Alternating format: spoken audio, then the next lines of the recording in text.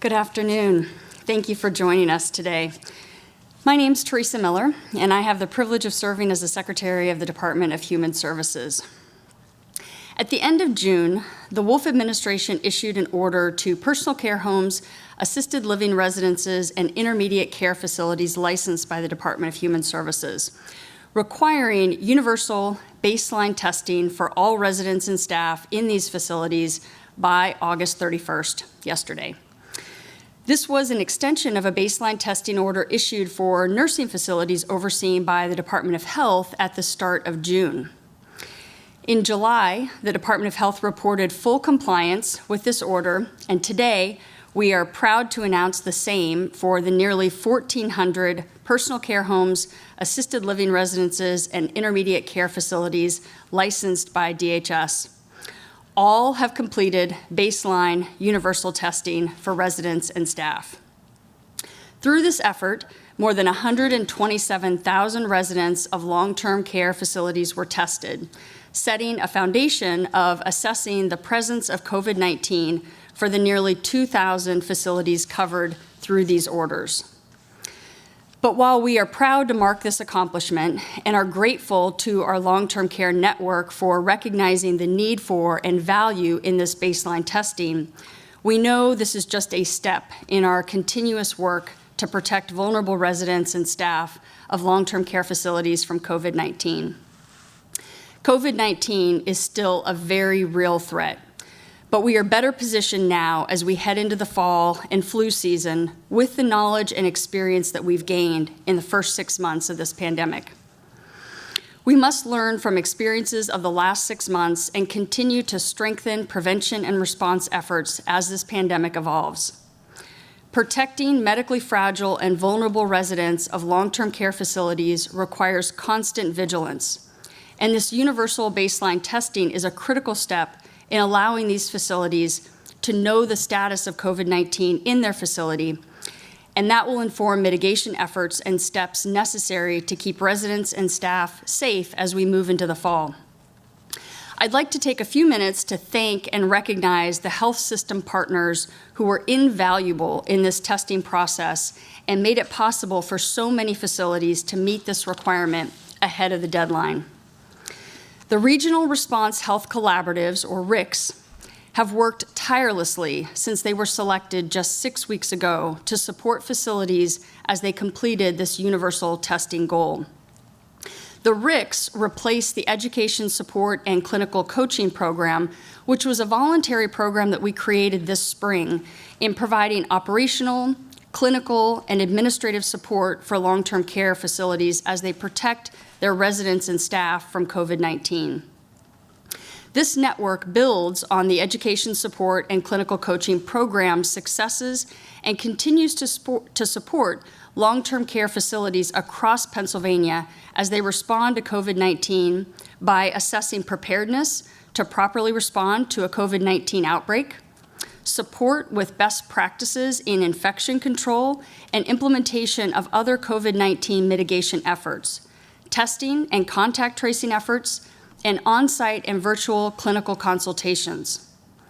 Health systems assigned to each region are the Thomas Jefferson University and the University of Pennsylvania in partnership with Temple University Hospital in Southeast Pennsylvania, Geisinger Clinic and Lehigh Valley Hospital in Northeast Pennsylvania, Penn State University in South Central Pennsylvania, Geisinger Clinic in North Central Pennsylvania, UPMC Community Provider Services in partnership with Allegheny Health Network and the Jewish Healthcare Foundation in Southwest Pennsylvania, and LECOM Health and UPMC Community Provider Services in partnership with Allegheny Health Network and the Jewish Healthcare Foundation in Northwest Pennsylvania.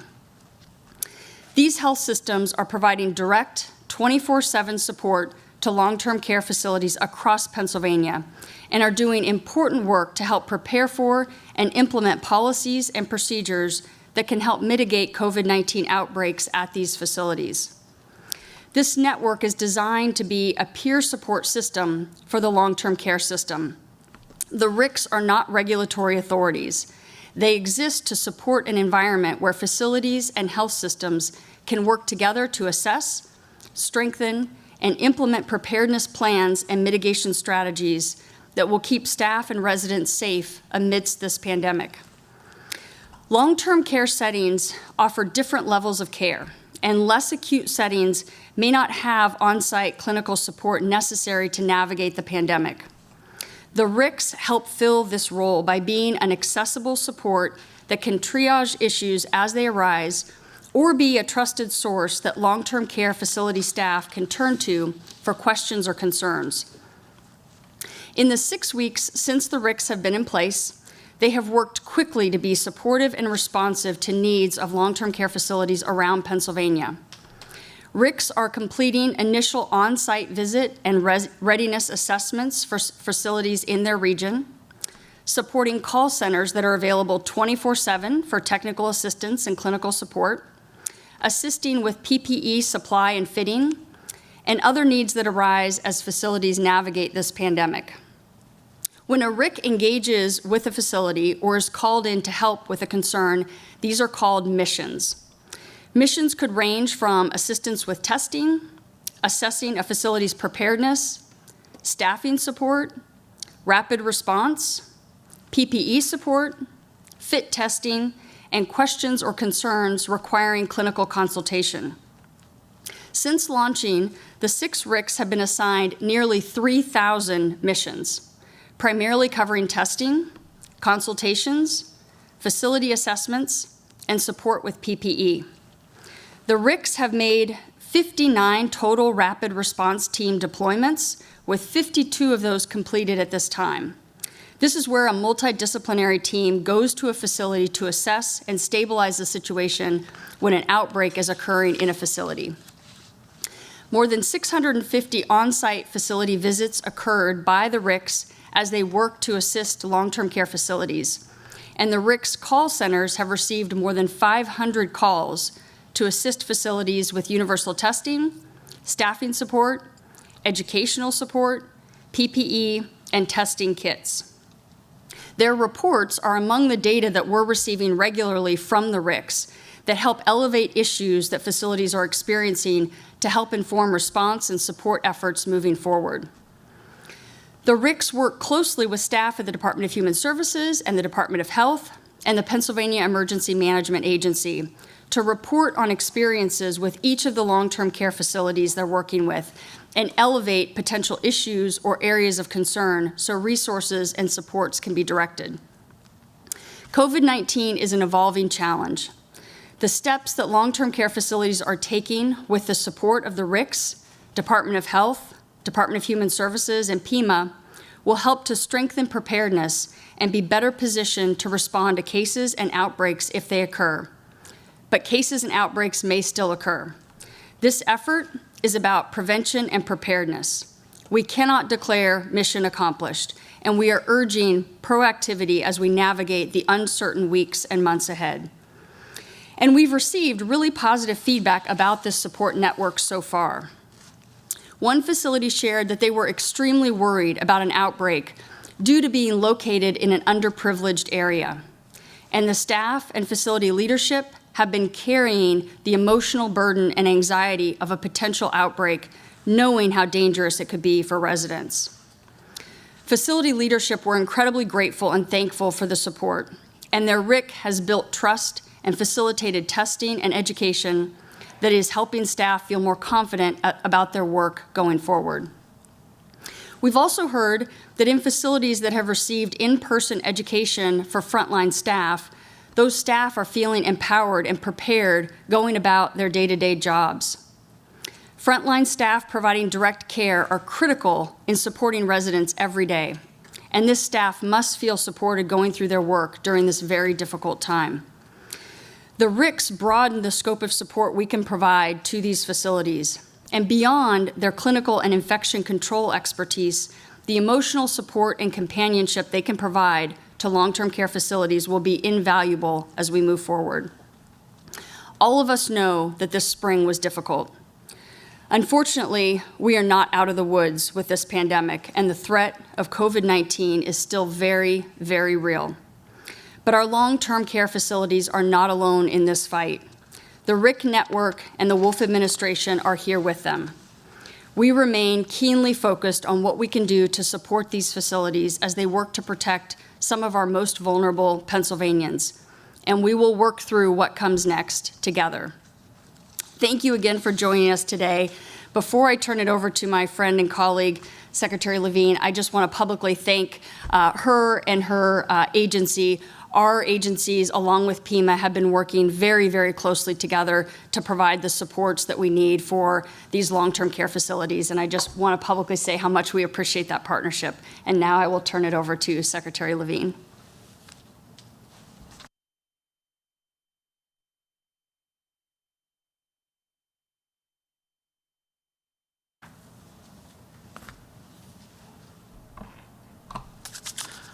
Well, good afternoon. Thank you so much, Secretary Miller. I share our thanks working with you and all of the RICs and all the collaboration with PIMA and the Department of Military and Veterans Affairs and the National Guard, really all agencies working together for these vulnerable patients, individuals in Pennsylvania. So, you know, the universal testing for all of the long-term care living facilities has been a significant undertaking for both of our departments. And I'd like to thank your team, who has done a fantastic job at ensuring that universal testing was completed right on time. Universal testing in long-term care facilities is an essential piece of our efforts to prevent and mitigate future outbreaks of COVID-19. Now that we have completed 100% of the testing in the skilled nursing facilities that we license and the personal care homes and other facilities that you license, we know and we now have a baseline to know the true scope of how the virus has impacted residents and staff at those facilities. It is because of this testing that we have actually been able to identify cases and outbreaks earlier and provide resources to facilities to help mitigate and deal with those outbreaks. But as you've pointed out, our work is far from done to protect residents and staff in long-term care facilities. We all have a collective responsibility to prevent the spread of COVID-19, and we must be united in that effort. So please remember that when you are wearing a mask in public, when you go out in public, indoors and outdoors, you are stopping the spread of COVID-19. When you wash your hands and you use hand sanitizer, you are stopping the spread of COVID-19. By avoiding large public gatherings and by practicing social distancing, you are stopping the spread of the virus COVID-19. And obviously what's most important for everyone in Pennsylvania to remember is stay calm, stay alert, and stay safe. We are now available for questions. Yes? Secretary Levine, the New York Times put out a piece over the weekend about testing, talking about a potential of overinflation of testing numbers coming back through the PCR of like 90%. Can you clarify within those PCR tests the level of virus it's detecting, the threshold? Is it catching it when it's contagious, or is it catching it when it's after the contagious stage? Can you elaborate on that at all? So the PCR test is a very, very accurate test. It is very sensitive and very specific.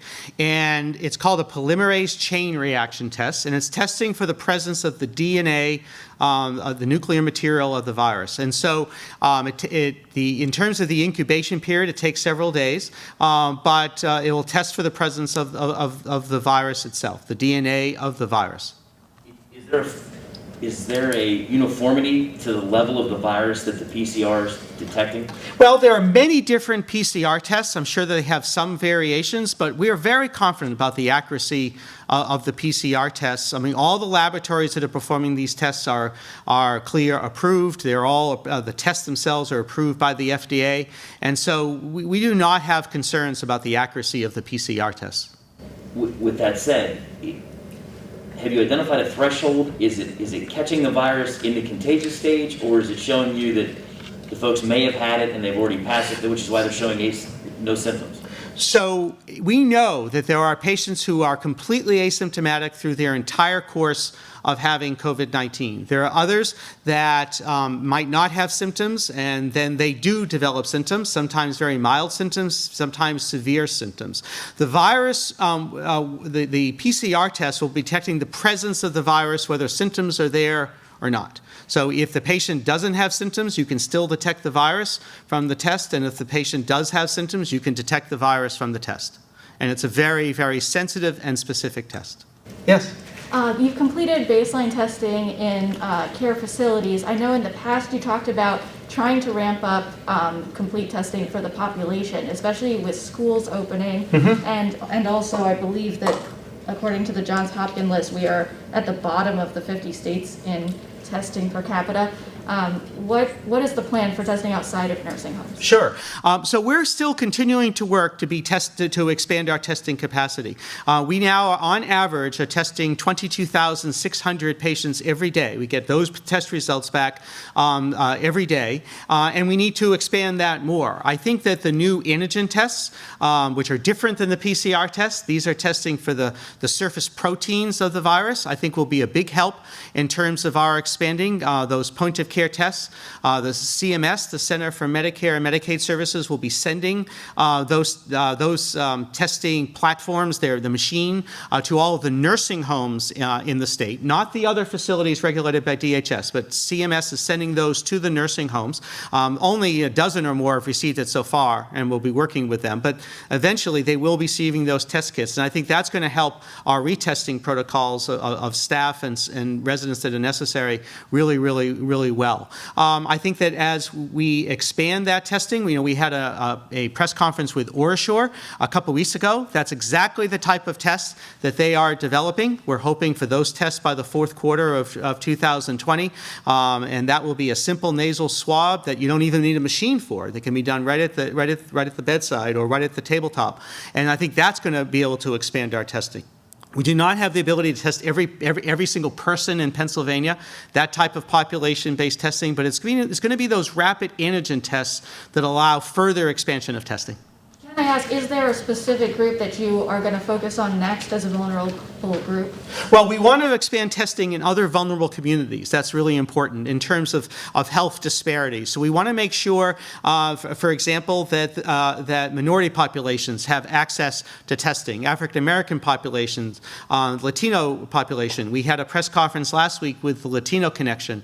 I have personally spoken with the Pittsburgh COVID-19 Black Coalition about expanding testing in collaboration with Dr. Bogan, the health commissioner in Pittsburgh at FQHCs, federally qualified health centers. So I think that it's really important to be able to expand testing to minority communities. And so we'll be emphasizing that as well. Yes? Assuming that the point of universal baseline testing is to kind of gauge where there's COVID that we don't know, right? Can you say how many facilities you actually discerned had it that didn't know they had it? So I don't have a specific number at my fingertips, but there were a number of facilities, both. We can try to get you some more granular information about that, but we know that there were nursing homes and then also other long-term care facilities that had individuals that were asymptomatic, both staff and residents, that were detected using this testing. Would you like to further respond? Sure. At least for our facilities that just completed their testing, yesterday was the deadline, and so we had 1,400 facilities that each submitted separate paperwork. So we will make this public. Right now, we're just going through 1,400 different documents to figure out what that number looks like. So we do anticipate publicly reporting that as soon as we can kind of collect it all and put it in one place. And then just as a follow-up, answers, there must be retesting planned, and the way you had described it previously was if we found it the first time, then we would kind of test more. Can you explain sort of where things stand as far as retesting in facilities? So there is some specific CMS guidance that came out last week about retesting, and so we're going over that, and then soon we'll be putting out to our facilities the retesting guidance for the skilled nursing facilities, the nursing homes that we regulate, and I believe Secretary Miller will be doing the same for the facilities that she regulates. But you can't shed any light on what that guidance is. The guidance, I mean, there's specific guidance in terms of testing staff that depends upon the prevalence of COVID-19 in the counties where they're located. So what we have said all along, and this is born to be true, is that the prevalence of COVID-19 in any of the facilities that either of us regulate is directly proportional to the prevalence of COVID-19 in the counties where they're located. And so there are retesting protocols that depend upon what that prevalence is. Yes? So now that you have the data, you've tested everybody once, right? Nursing homes and long-term care facilities. Is there anything we've learned, or you still have to go over the numbers to pore over it? Is there any aha moment about this disease as it pertains to those facilities? I think that what we've learned is exactly what I've said, is that it is asymptomatic individuals, asymptomatic staff who are courageous and brave to be working in those facilities, helping the most vulnerable among us, who unwittingly bring the virus into the facility. They have no symptoms, but through the universal screening testing, we have detected staff that are positive. And then, of course, those individuals are isolated, and they're at home, and they're not in the facility. But we have detected that, and so it validates what our academic partners have been saying all along, is that it's asymptomatic staff that bring it into the facility through no fault of their own. And by the testing and then the retesting protocols, we're going to be monitoring that and working to prevent that. Well, I just ran the numbers for today, and we're still at 67% of the deaths are in those facilities, which ranks us higher than most other states. Some are higher, but we're higher than most. Why is that? Have we learned anything? Obviously, we're now 6 months into this. Sure. As to why that's where a majority of those deaths tragically continue to happen. So what many states, in fact most states, have found is that the majority of deaths, and the specific numbers, are among seniors, particularly seniors with chronic medical conditions, which is exactly the population that's in the congregate settings that we're discussing. The most ill are in nursing homes, skilled nursing facilities, but other very vulnerable individuals are in the other facilities, personal care homes and assisted living, and other facilities that are licensed by the Department of Human Services. Some other states saw less increases in numbers and death in the spring. So I'll give you an example, Florida and Texas. But because of the significant increases that they had this summer, they also have seen significant increases in terms of the number of patients, residents with the illness, and tragically the number of deaths in these facilities. It is the most vulnerable among us for this very dangerous respiratory virus, which is why we're going to all the different programs that we have outlined, the RIC programs that were outlined by Secretary Miller, the testing and then retesting protocols to try to prevent and mitigate the spread in these facilities. And my last question, Department of Justice obviously was announced last week, is looking into the nursing home situation, and they're not going to comment on the specifics there, but in your looking at what has happened over the last several months, have you learned that, oh, maybe we made a mistake here, or maybe, so for the next time, hopefully there isn't a next time, but if there's a next time, we can react more quickly in that to those populations? So, I cannot comment upon the Department of Justice letter, and we're reviewing its request for data. I think that there are two big differences, which have been outlined today, of what we're doing now. One is that we're doing this testing. That testing was not available anywhere in the country in March and in April. I mean, in March, we were able to do the first tests in Pennsylvania at the beginning of March. And in April, there was significant shortage of testing supplies, testing reagents, and so we were not able to do the type of testing that we have just done to detect those asymptomatic staff that are bringing it into the facility, to detect patients who might have contracted it and are asymptomatic, and then immediately isolate them and do cohorting within the facility. So we did not have that capability then. We do have that capability now. The other is the RIC program that was being discussed by Secretary Miller, working with these fantastic hospitals and health systems to really provide even more support than was possible in the spring now. Anything you'd like to? Okay. Great. Todd, last question. Yeah. Secretary, in reviewing the most recent death data as of August 28th, the number was 7,655 deaths, and then there was a note in the report of 37% of those deaths, roughly 2,800, did not have comorbidity data. Is there a reason there's a lag now, so many months in, of having providers get that data to you to outline if they do in fact have a comorbidity? So the death data comes in a different way. So it does not come from NEDS. The death data comes from the electronic death reporting system, and it takes time to be able to investigate and get the information such as comorbidities on all of those patients. So it does take time to be able to collate that data, but through the electronic death reporting system and the different information, sometimes chart reviews and things that have to happen to get all that information. But we're always working on it. Thank you, Secretary. Great. Thank you so much.